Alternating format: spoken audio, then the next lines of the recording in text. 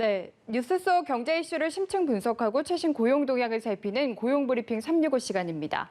박상희 기자 안녕하세요. 네, 안녕하십니까. 네, 오늘 어떤 이슈 준비해 네, 오셨나요? 오늘 뉴워드부터 좀 준비를 해봤습니다. 네. 오랜만에 뉴워드로 시작을 하려고 하는데요. 바로 야누스 소비라는 겁니다. 아, 야누스면 제가 아는 거네요. 그 예. 그리스 로마 신화에 나오는 두 얼굴을 가진 인물이잖아요. 맞습니다. 굉장히 유명하죠. 그 신의 모습 그대로 양면성을 띤 경우를 이야기합니다.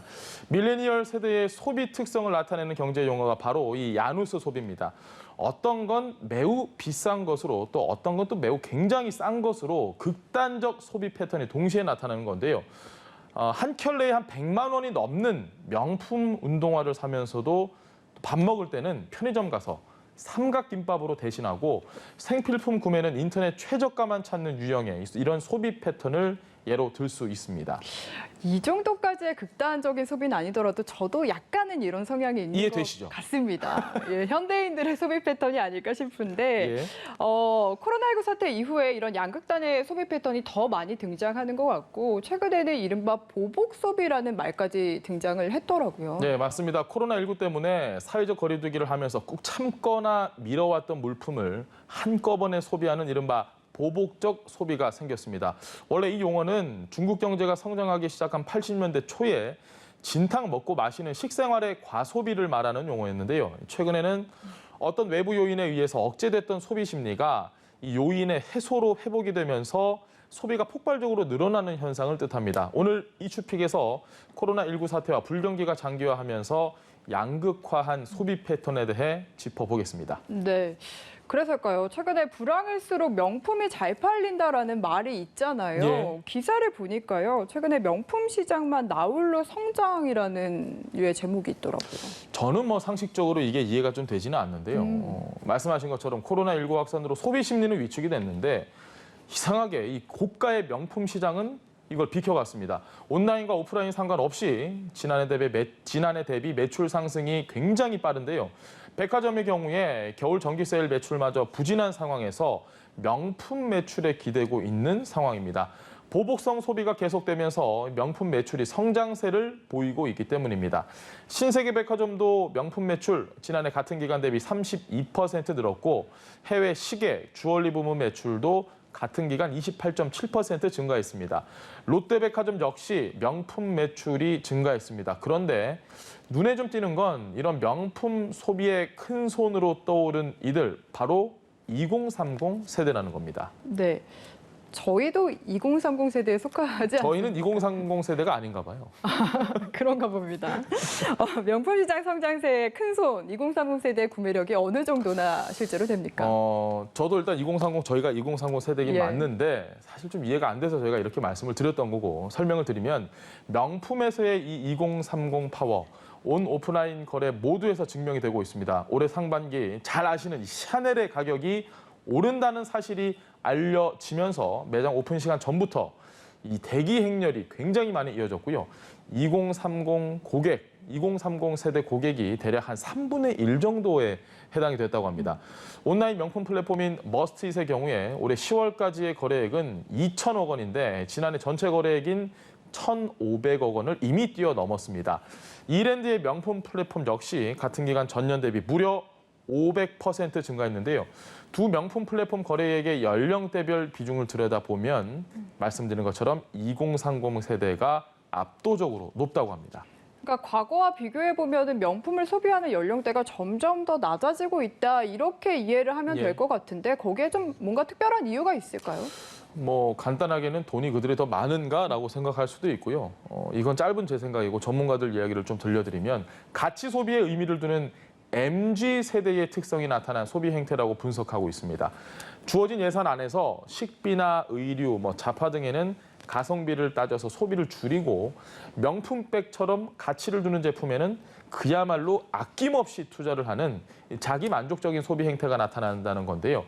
여기에 최근 플렉스 문화가 퍼진 것도 한 요인입니다.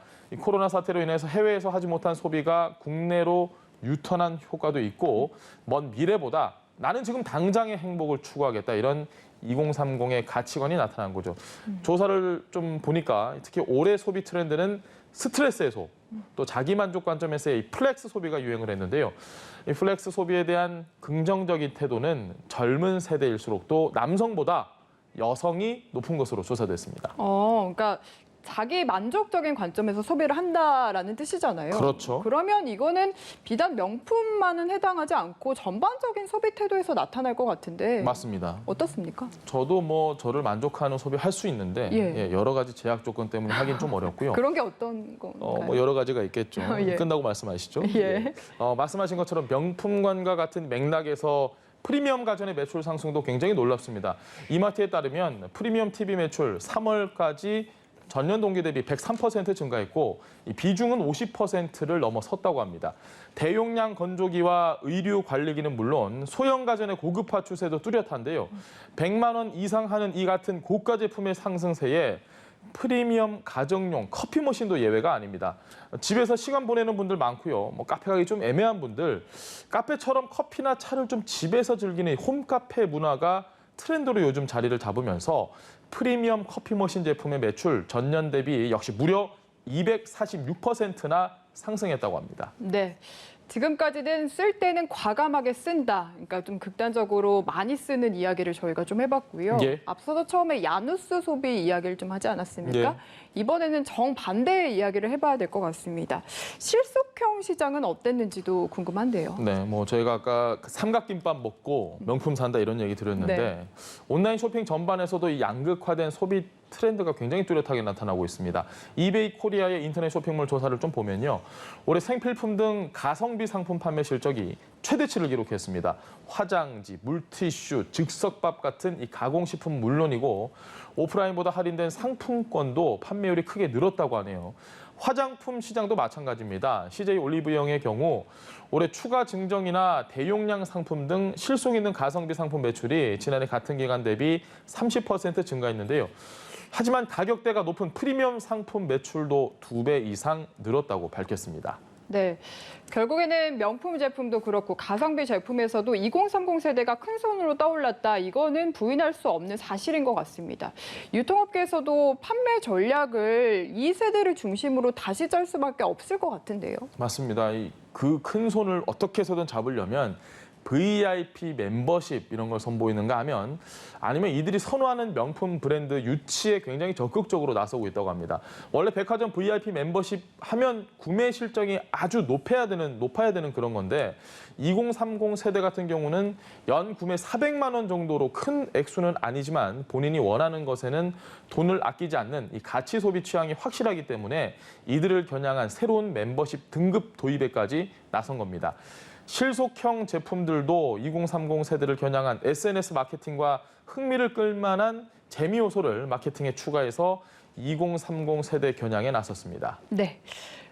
그럼 마지막으로 하나만 더 여쭤보고 싶은데요. 어쨌든 지금은 코로나19 상황이라는 좀 특이한 약간 상황이지 않습니까? 굉장히 특수한 상황이죠. 그렇죠. 그러면은 이런 2030 세대의 소비 형태가 앞으로도 좀 지속될 거라고 보시는지도 궁금한데요. 2030 세대의 이런 소비는 간단하게 요약하면 가심비와 가성비로 설명을 할 수 있겠습니다. 전문가들은 나를 위한 소비의 지출을 아끼지 않는 이런 2030의 소비 형태가 계속돼 왔지만 지난해부터 경기가 좋지 않았고 또 코로나19를 계기로 더욱 경기가 나빠지면서 이런 양극화된 소비 행태가 더 잘 드러나게 됐다고 분석합니다.